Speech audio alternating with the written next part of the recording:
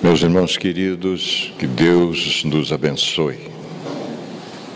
Mais uma noite, destas noites maravilhosas que a existência tem nos proporcionado, em que juntos estaremos nos envolvendo com uma temática que nos propicie fazermos escolhas mais favoráveis.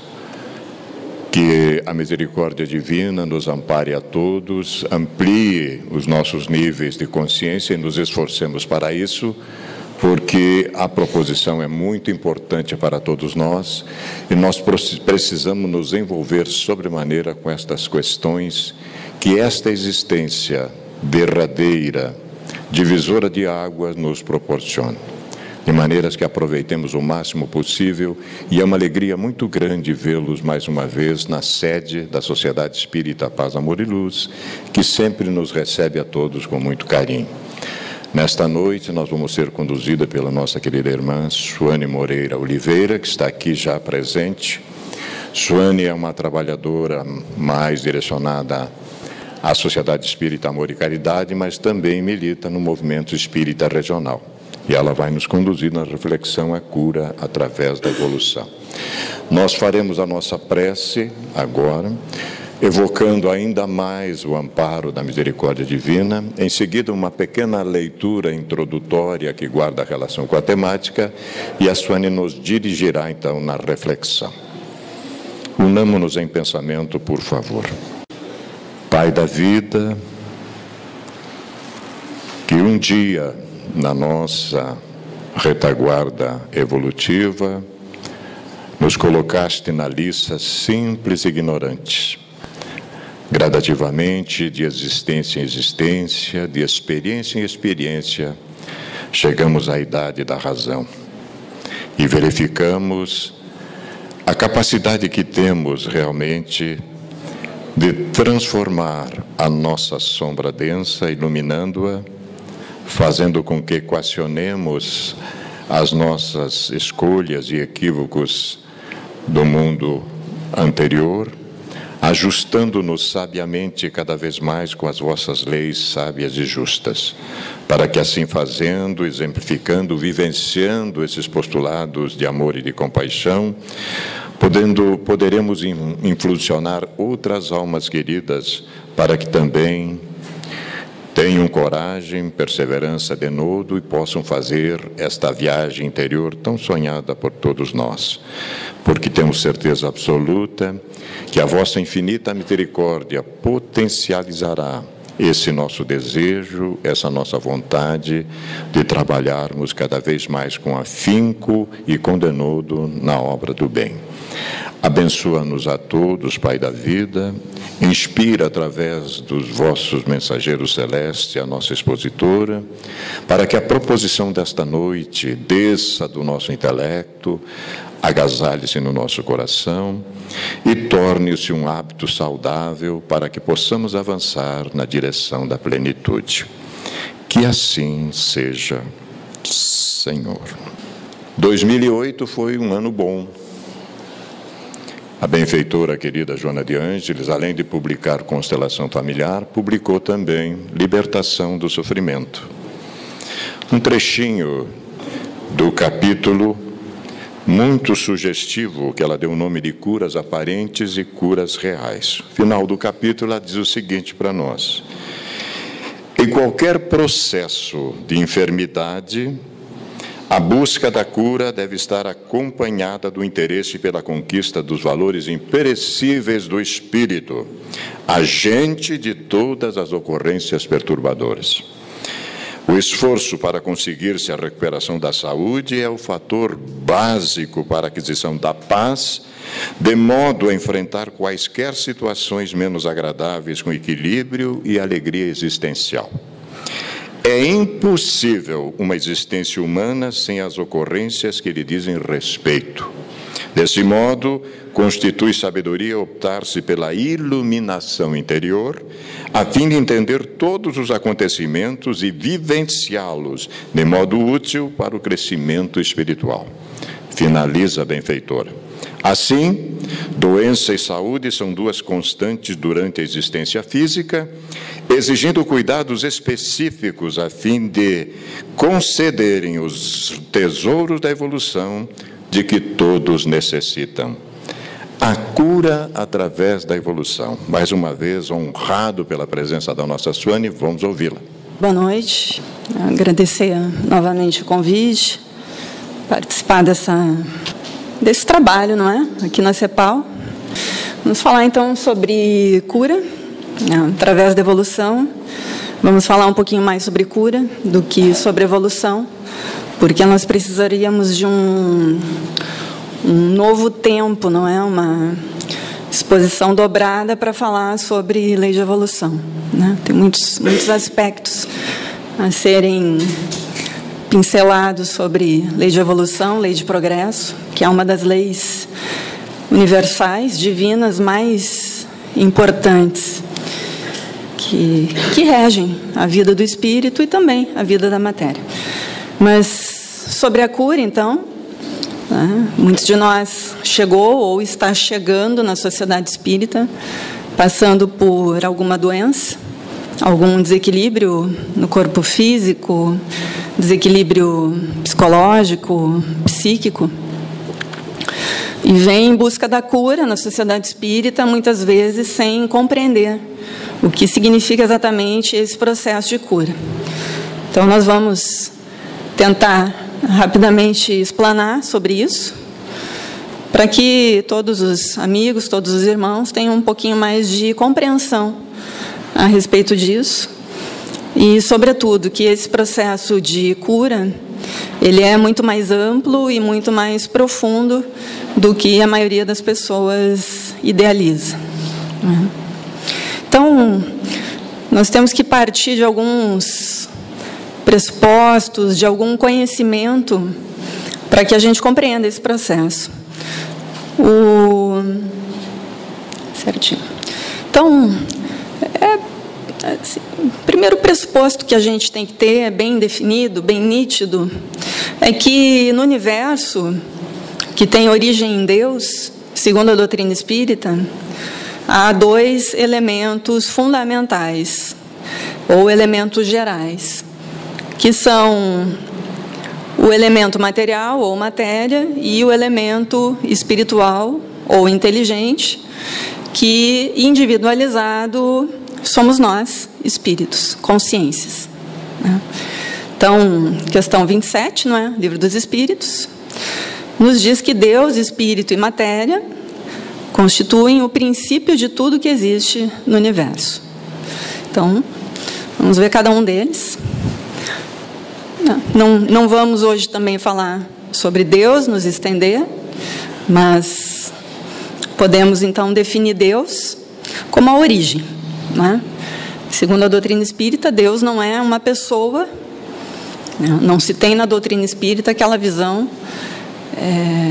de Deus como um ser humano, digamos assim, ou assimilado a um ser humano, não.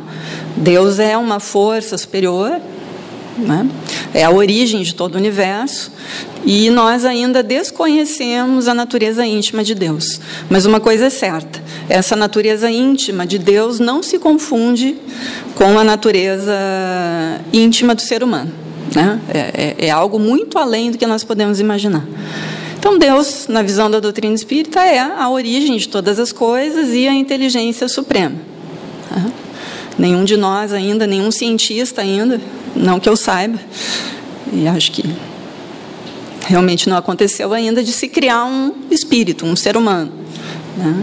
Nós aqui na Terra, através da ciência, estamos conseguindo criar ou reproduzir as formas, né? Mas ainda não conseguimos reproduzir o espírito, né? Porque esse se origina em Deus.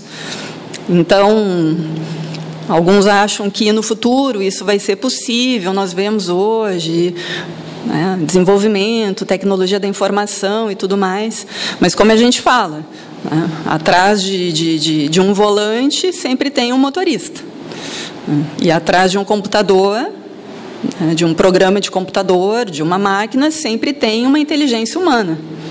Então, o que a gente reproduz é o que já existe, em termos de matéria, de formas, principalmente. Ainda não conseguimos reproduzir a essência, que é o espírito. Então, essa inteligência que criou o universo, porque criou o universo em essência, em pleno funcionamento, tudo se encadeia no universo. Aparentemente, nós vivemos numa época caótica, em alguns locais, em alguns países, em algumas épocas. Mas se nós formos analisar a essência, nós veremos que tudo no universo se encadeia. A natureza, ela é una, e isso foi criado por Deus. E nós também não temos condições de reproduzir isso. Essa inteligência, ela é muito superior a nós. Já, então, aquilo que é a criação de Deus, que é o espírito e a matéria, tem outra definição. O espírito, segundo a doutrina espírita, é o ser inteligente do universo. Nós, espíritos, somos dotados, então, de inteligência. A nossa inteligência, ela existe tanto em estado potencial, quanto em estado dinâmico, digamos assim, já desenvolvida. Mas essa inteligência que caracteriza o espírito, ela não é a inteligência como nós comumente costumamos defini-la. Nós costumamos definir inteligência como razão, como raciocínio lógico. Porém, quando a doutrina espírita define o espírito como o princípio inteligente do universo, não se refere a esse tipo de inteligência, mas a um tipo de inteligência bem mais amplo, que nós podemos dizer, em grandes linhas, que é a consciência que nós temos da nossa própria existência, nós, como individualidades, como espíritos, assim como a consciência que nós temos da existência desse poder supremo que é Deus. A matéria não tem essa consciência, porque a matéria, ou o elemento material, não é inteligente. E essa é a principal característica, ou a principal diferença entre o espírito e a matéria. Só o elemento espiritual ou o espírito é dotado de inteligência, essa capacidade, essa habilidade de ter consciência de si mesmo e, lá adiante, de ter consciência de Deus. De ter consciência e conhecimento das leis naturais, das leis divinas. Mas então, o que é a matéria? A matéria, que é o segundo elemento geral do universo, ao lado do espírito, ou o elemento material, é um instrumento que nós, espíritos, seres inteligentes, utilizamos para que possamos evoluir, para que possamos aprender, para que possamos nos desenvolver, sempre em direção a Deus. Esse é o nosso destino inexorável. É cada vez mais desenvolver o nosso potencial divino, cada vez mais vibrar, sintonizar as vibrações divinas. Então, nós somos, então, espíritos, nós somos dotados de inteligência. E nós temos um instrumento que nos permite adquirir muito conhecimento e que nos permite evoluir. E esse instrumento é a matéria. A matéria, portanto, é nossa escrava e não o contrário. Infelizmente, no nosso momento evolutivo, o que nós vemos é que nós, muitas vezes, somos escravos da matéria e não o contrário.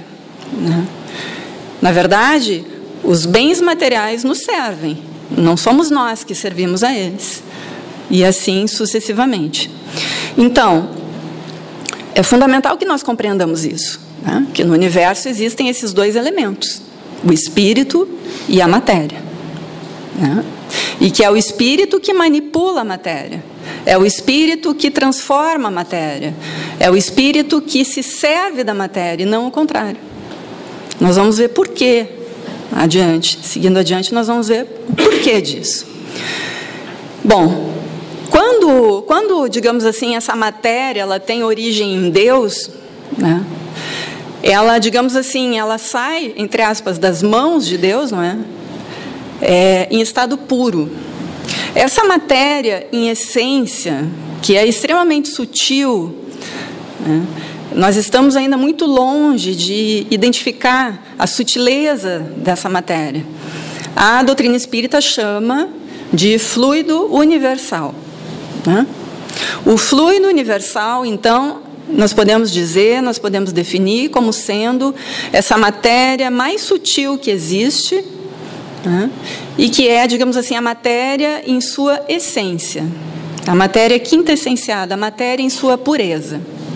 À medida que essa matéria vai se transformando, à medida que esse elemento material, esse fluido universal, vai sendo manipulado, vai sendo transformado, ele vai dando origem aos corpos materiais que nós conhecemos.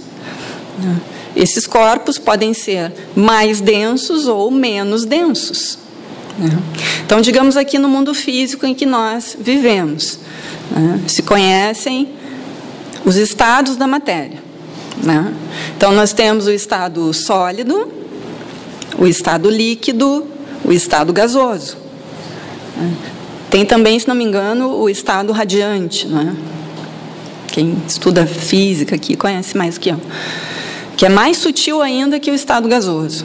Então, veja, o sólido é extremamente condensado, duro, pesado, né? O líquido é mais flexível, é mais fluido, o gasoso ainda mais, o estado radiante ainda mais maleável, né? E segue, né? Abaixo do estado radiante, digamos assim, há estados de matéria ainda mais sutis, né? E nós, através da nossa mente, nós que somos espíritos, podemos manipular essa matéria sutil. Assim como nós, espíritos, através dos nossos corpos físicos, também manipulamos essa matéria mais densa, né? Eu bato aqui, né? Enfim, eu posso fazer o que eu quiser com esses corpos, não é? Se eu quiser pegar essa cadeira e quebrar, eu quebro. Se eu quiser empilhar uma cadeira em cima da outra, eu faço.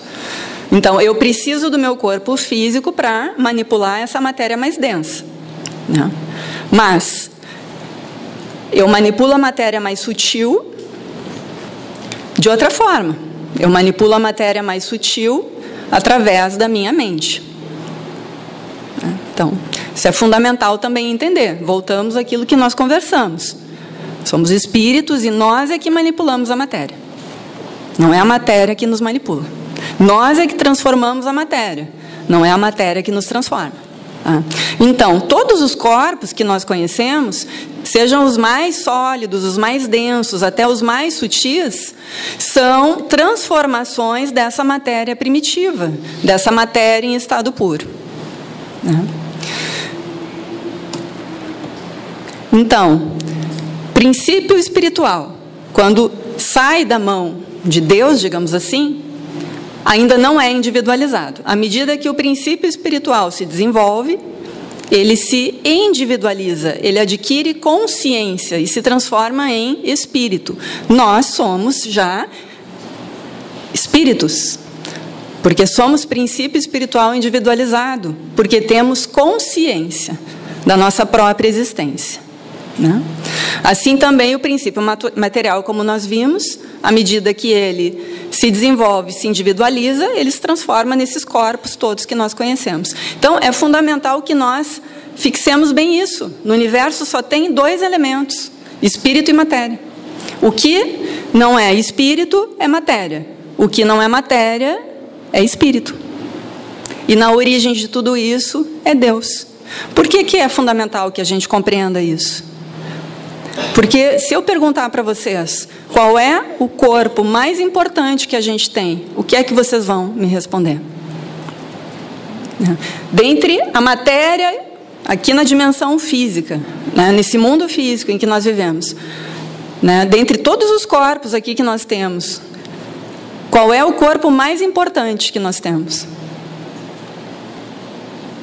É o nosso carro, é o nosso apartamento, é a nossa cama, é o nosso óculos, né? É o nosso corpo físico. Se eu não tiver corpo físico, como é que eu vou viver aqui nessa dimensão física? Eu não vou viver. Acontece, então, o nosso corpo, né, é, digamos assim, o elemento material mais importante que a gente tem. É através do nosso corpo que a gente vai se manifestar. É através do seu corpo que o espírito se manifesta. Tanto que uma pessoa que tem uma deficiência física, principalmente na cerebral ou na fala, né, ela não consegue se manifestar com plenitude. Ela consegue se manifestar, mas não com plenitude. E nós sabemos que isso... Isso é uma dificuldade. É uma dificuldade que, né, não impede que se viva, mas seria melhor se manifestar com plenitude, né? Então, o nosso corpo físico aqui na dimensão física, aquilo que, em termos de matéria, nós podemos dizer que é o mais importante que nós temos, né? Não adianta a gente ter tudo e não ter um corpo físico para se manifestar, para poder viver, né? Viver, que eu digo, com qualidade, adquirindo aprendizado, adquirindo conhecimento e evoluindo, né? Que é a finalidade principal da nossa vida, é evoluir, né, em direção a Deus. Acontece que o corpo físico não é o nosso único corpo. Nós não temos um corpo. Nós, espíritos, não temos um corpo. Nós temos corpos, né? Então, se nós vimos que a matéria, o princípio material, ele pode adquirir mais ou menos condensação, mais ou menos sutileza,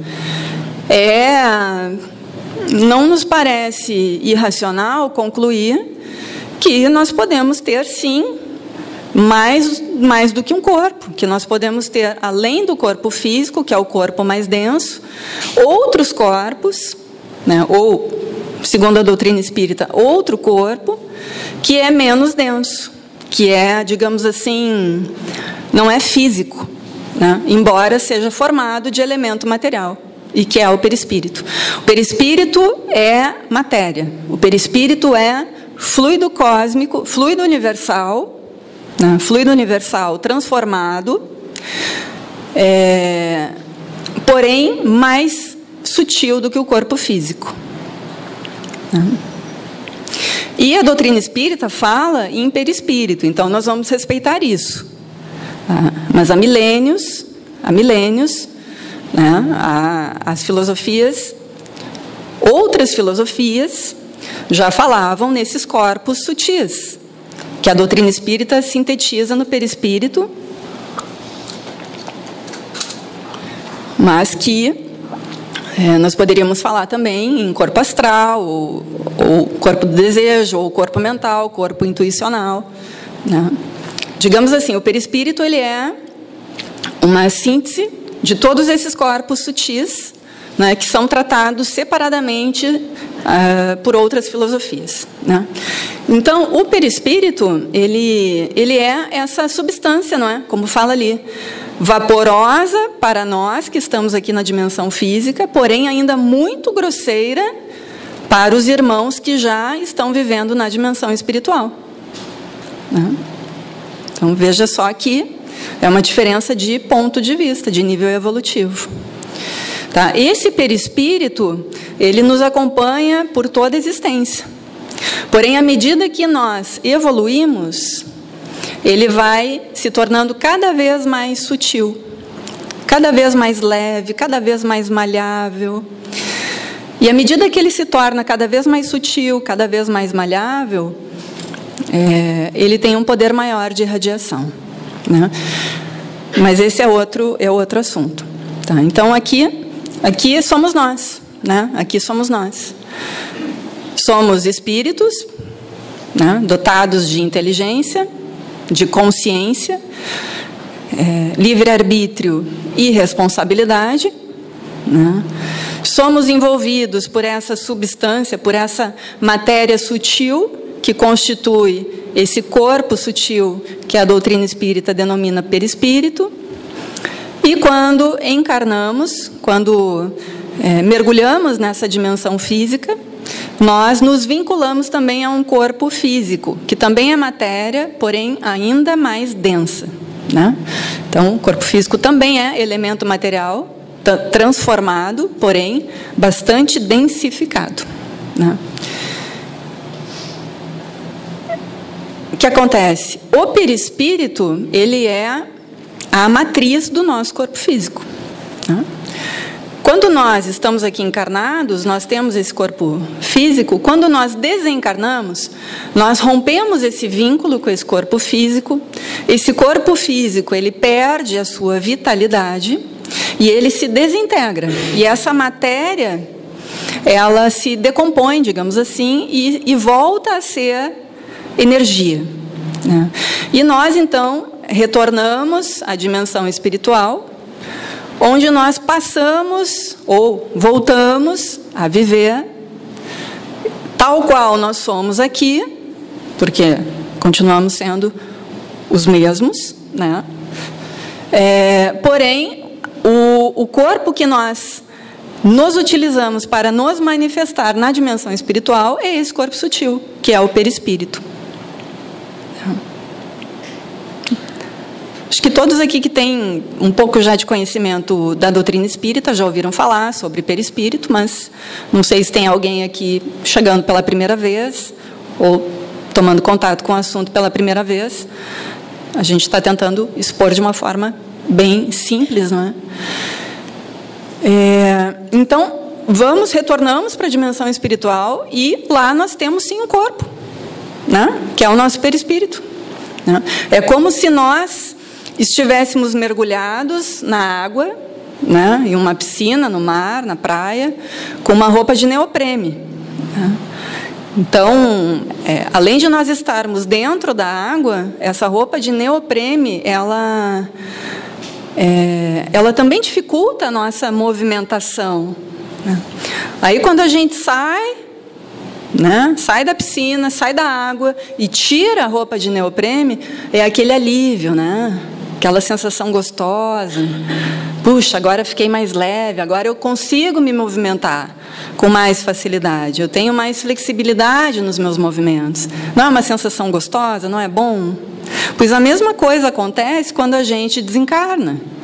Nós deixamos essa roupa pesada, que é esse corpo físico, que adoece com facilidade, e adentramos na dimensão espiritual com uma roupa bem mais leve, que é o nosso perispírito.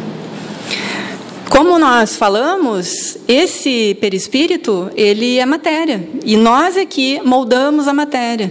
Então, nós chegamos aí a uma conclusão fundamental, né? O processo de doença ou de saúde, né, ele não envolve só a cura, né, no caso de saúde, do nosso corpo físico, né?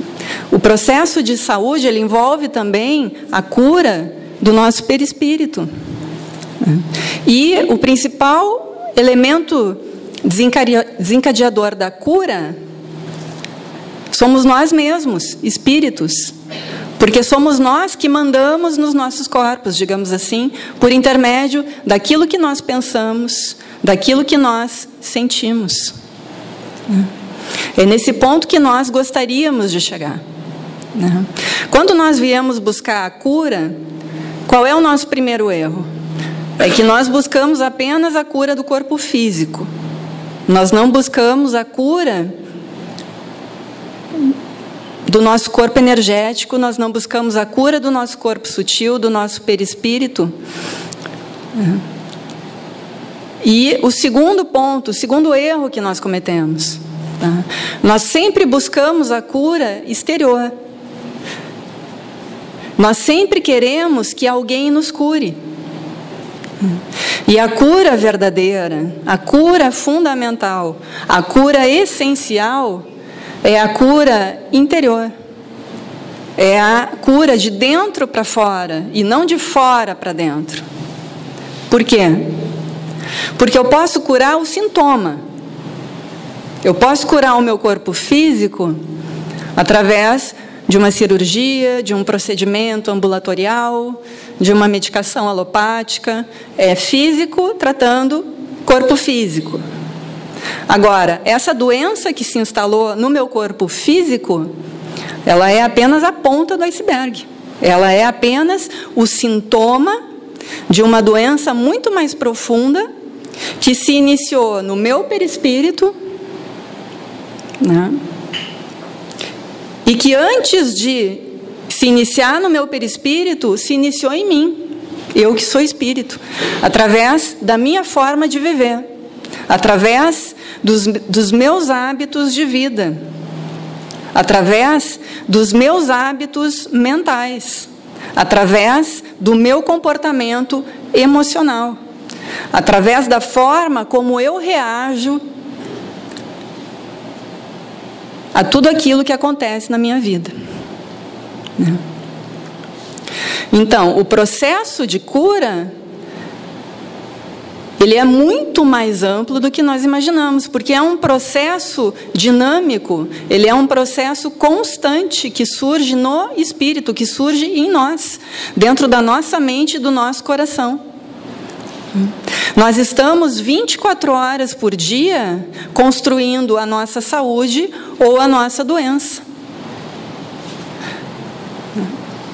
Então, eu posso até eliminar o sintoma, principalmente o sintoma físico. Nós queremos sempre eliminar o sintoma físico. E podemos e devemos eliminar o sintoma físico, porque ninguém deve sofrer. Ninguém nasceu para sofrer. Ninguém nasceu para sentir dor. Nós nascemos para sermos felizes. Nós nascemos para sermos felizes. Nós não nascemos para sofrer. Essa visão que se tem de que nós só vamos evoluir, nós só vamos nos desenvolver através do sofrimento, é uma visão, para nós, equivocada. Por quê?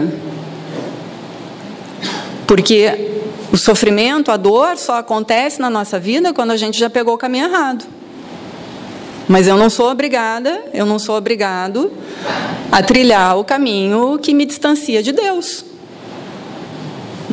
Se eu optar pelo caminho que me conduz a Deus, eu estou no caminho certo, então por que é que eu vou sofrer? Pelo contrário, quanto mais eu me aproximar de Deus, quanto mais eu estimular a minha fé, quanto mais eu sintonizar com as vibrações divinas, com o amor, menos eu vou sofrer. Então, se eu decidir hoje que eu quero me aproximar de Deus, através dos meus pensamentos, através do estímulo à minha fé, através das minhas emoções, dos meus sentimentos, dos meus hábitos de vida, é evidente que eu já estou minimizando todo e qualquer sofrimento na minha vida. E talvez até eliminando,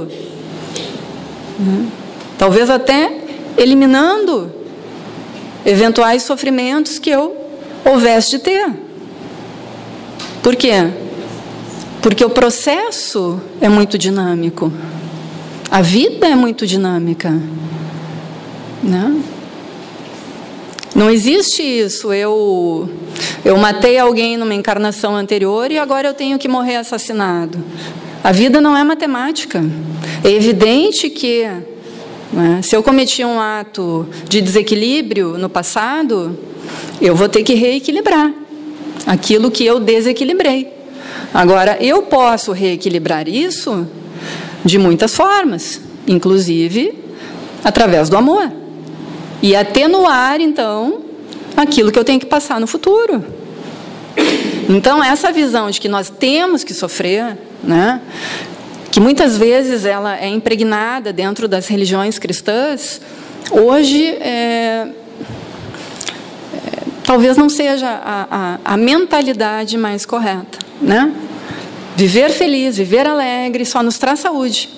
Viver com otimismo, com esperança, só nos traz saúde.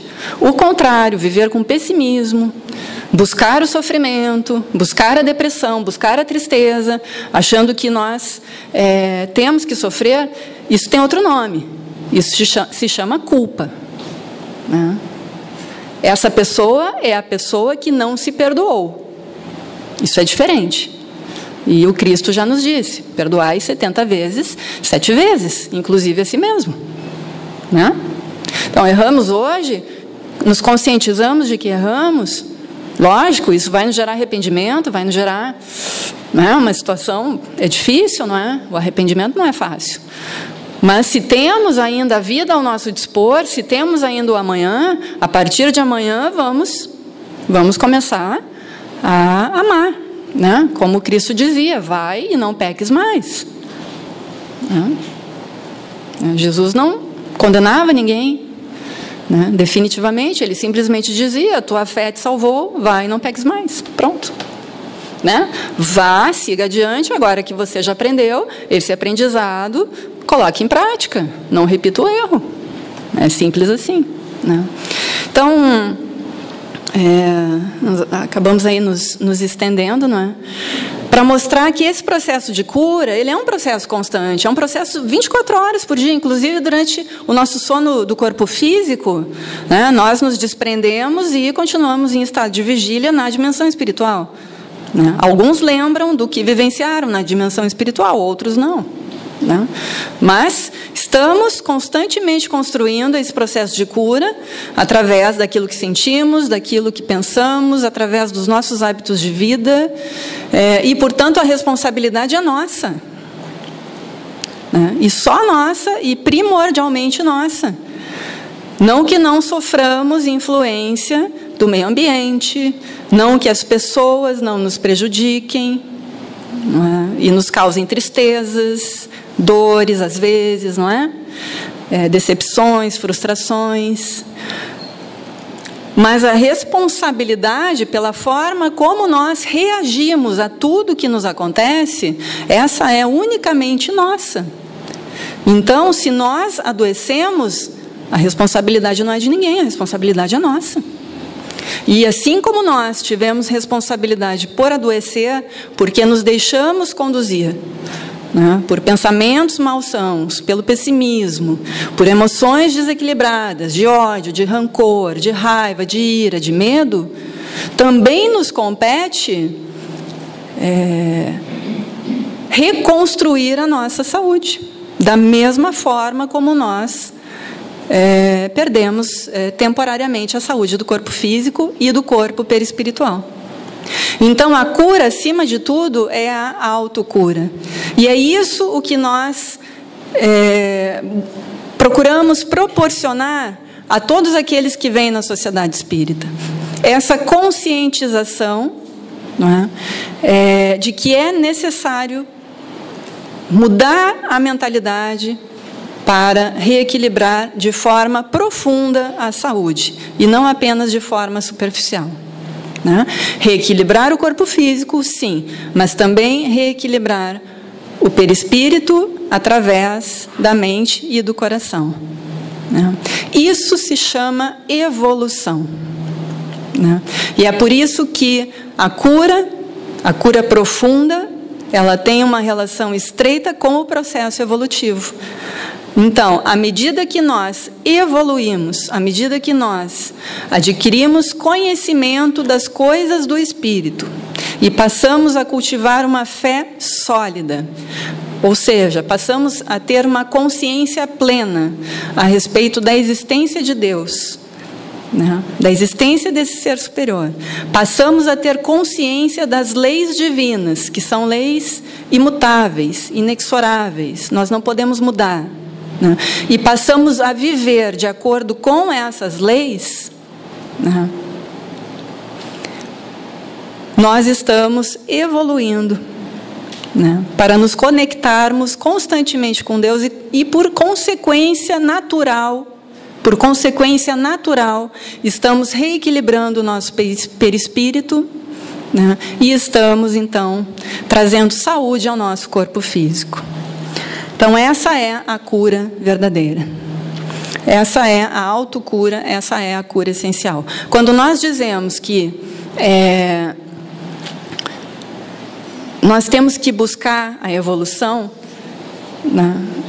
Isso também diz respeito a nós sermos curiosos em relação às coisas do espírito. Então, a gente vem na sociedade espírita e a gente ouve falar em Deus, princípio espiritual, princípio material, perispírito, reencarnação. Para muitos de nós, isso é novidade. Só que, para muitos de nós, isso gera, sim, muita reflexão e mudança de hábitos de vida. Eu mesma, entrei na sociedade espírita, passei a frequentar a sociedade espírita com 18 anos, 17, 18 anos. E eu nunca tinha ouvido falar em reencarnação, por incrível que pareça, né? Isso foi lá em 1990. Então, quando eu ouvi falar em reencarnação e passei a assistir, não é, as exposições doutrinárias, aquilo me caiu como uma luva. Parecia que eu tomava água, de tão natural que era para mim. E aquilo transformou muito a minha vida, né? Aquilo transformou muito a minha vida, com altos e baixos, é lógico.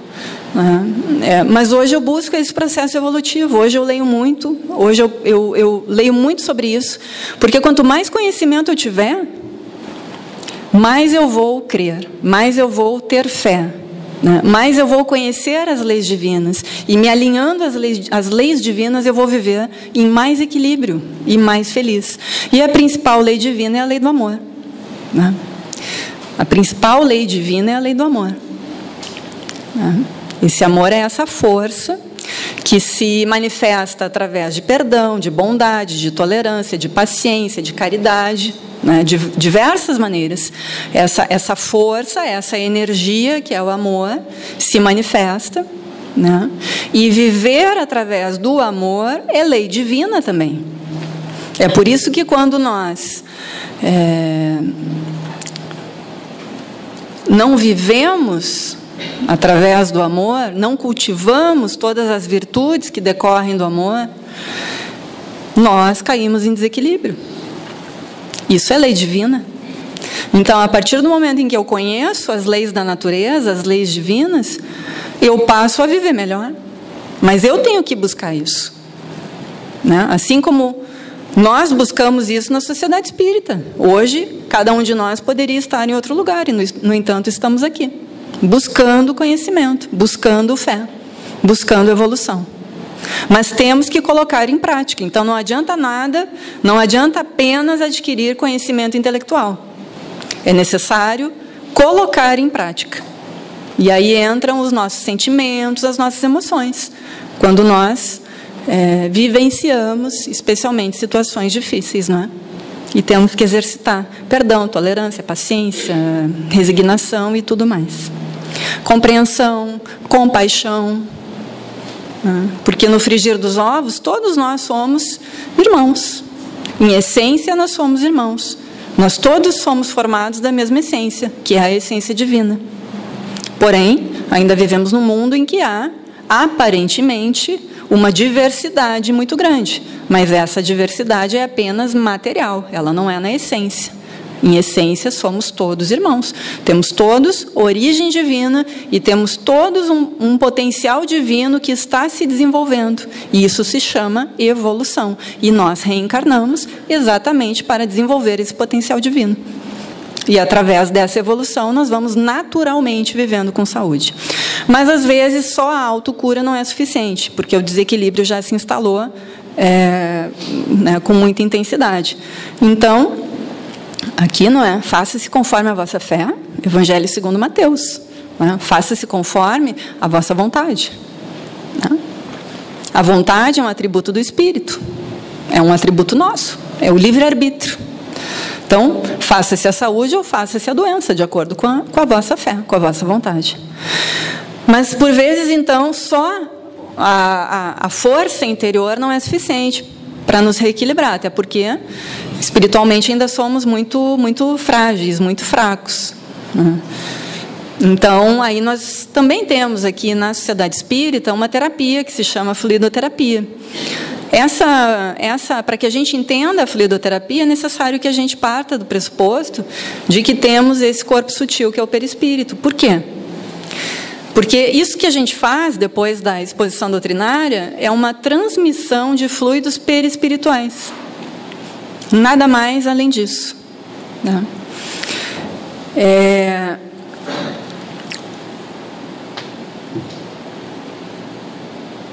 Quando nós impomos, nós passistas impomos as mãos, né? Vocês vejam, a gente não toca no corpo físico, a gente impõe as mãos, né, sobre a cabeça e nós sentimos uma energia irradiando das nossas mãos, né? Da palma das mãos, da ponta dos dedos, né? As nossas mãos têm, né, centros de força também, né? O que está se irradiando por intermédio do passista é esse fluido do seu perispírito que está sendo assimilado pelo perispírito daquele que recebe o passe.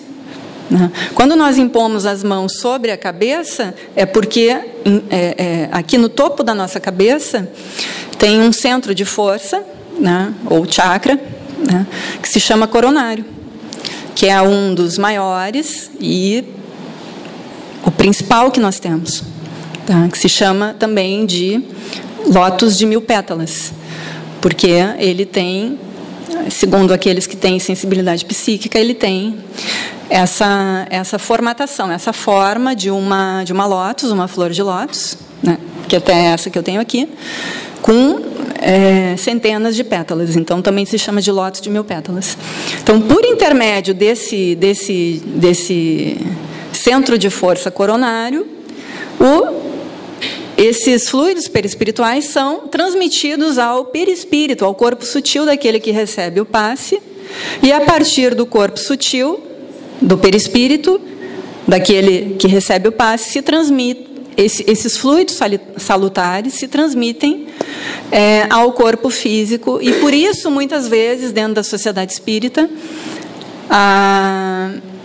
as pessoas conseguem melhorar a sua saúde física, coisa que não conseguem através de um tratamento convencional. Por quê? Porque na sociedade espírita a gente não está só tratando a matéria física, só o corpo físico. A gente está tratando aquele corpo mais sutil, que é a matriz do corpo físico, que é o perispírito. Né? Acontece que nós, passistas, não transmitimos apenas a nossa energia perispiritual. Nós recebemos a energia perispiritual dos irmãos que compõem a equipe espiritual do passe, né? Dos irmãos de luz que compõem a equipe espiritual do trabalho de passe ou de fluidoterapia da sociedade espírita. Esses irmãos, como nós vimos, já vivem na dimensão espiritual, também se manifestam através dos seus perispíritos.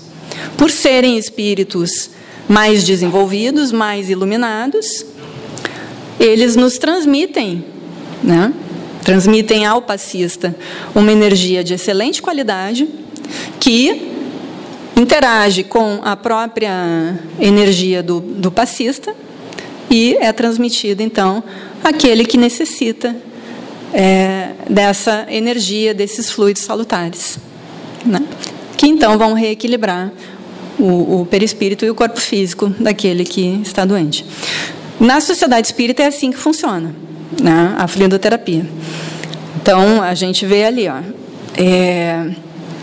seria o magnetismo misto, né? Semi-espiritual ou humano-espiritual, porque entra aí a energia psíquica da equipe espiritual e a energia do passista, né?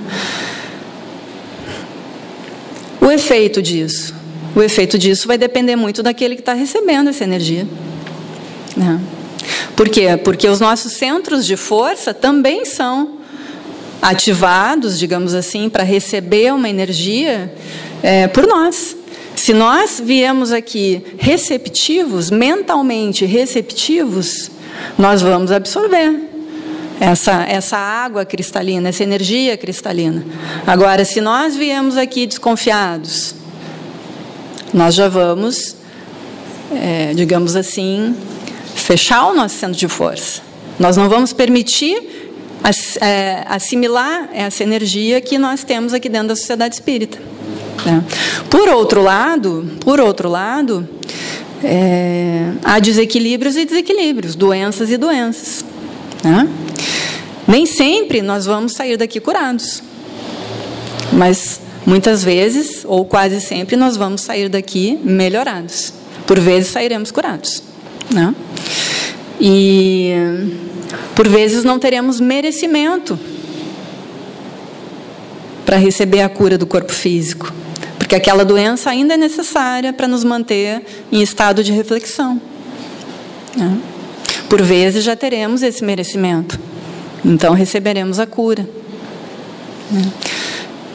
Então, os efeitos da cura espiritual, da fluidoterapia, eles podem ser lentos e graduais, não é? A gente passa pelo atendimento fraterno, olha, você frequenta 10 semanas a fluidoterapia. Tem que frequentar. Não adianta vir uma vez e daí não saiu curado, e bom, então eu não acredito em mais nada.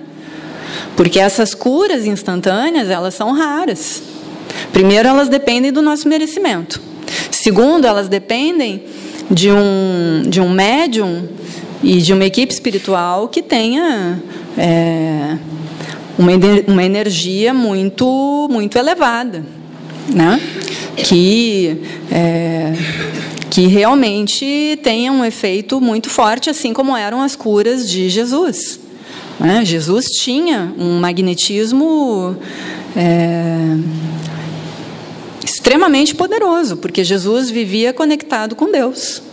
Jesus vivia, digamos assim, 24 horas conectado, sintonizado com as vibrações divinas, com a energia divina, que é a energia mais poderosa que existe e a mais equilibrada. Então, ele tinha esse magnetismo, mas é o governador do nosso planeta. É o espírito mais iluminado, mais desenvolvido que já encarnou aqui na Terra. Nós estamos muito distantes do estado evolutivo do Cristo. Então, a nossa energia de cura, ela é bem mais fraquinha. Então, vocês têm que frequentar o tratamento o tempo que for necessário.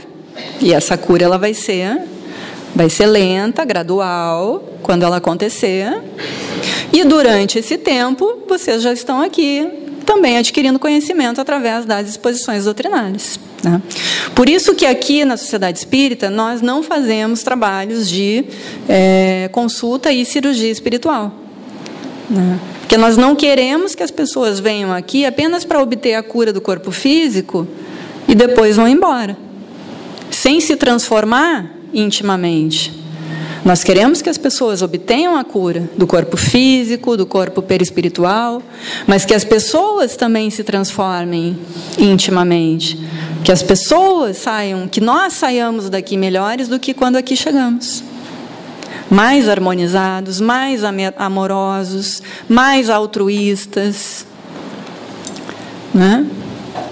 com mais conhecimento das coisas do Espírito, para que tenhamos mais fé, e que essa fé nos acompanhe. Que não sejamos aquele terreno pedregoso, ou aquele terreno repleto de espinhos, da parábola do semeador, a fim de que a semente caia e realmente frutifique em solo fértil. Queremos que todos nós, todos vocês, sejam esse solo fértil, onde essa semente do conhecimento divino irá cair e efetivamente irá frutificar.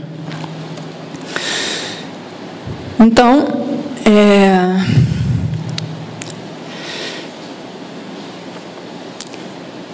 que frutifique essa semente, então, em um coração repleto de amor, que nós vamos construir seguindo a lição do Cristo, Mais uma vez, nós voltamos aí à lição cristã e ao Evangelho, porque ainda não aprendemos essa lição, e essa lição é que nos conduzirá à evolução e à cura verdadeira. Amarás o Senhor teu Deus com todo o teu coração, toda a tua alma e todo o teu entendimento. Que é a fé nessa força superior em Deus. E amarás teu próximo como a ti mesmo, que é a caridade. Temos todos uma boa noite e, novamente, nós agradecemos a oportunidade.